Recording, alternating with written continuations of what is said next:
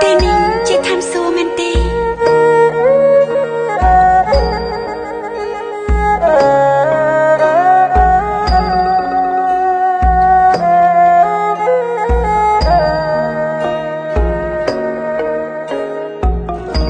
ក្លិនអូនក្រអូ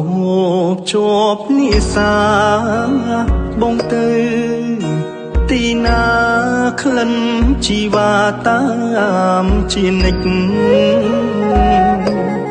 ទោះយ៉ាងណាក៏ចិនដាមិនភ្លេចពេលប្រឡែងអោបក្តិចថើបក្រញិចញីញប់គេសាក្លិនអូនក្រអូ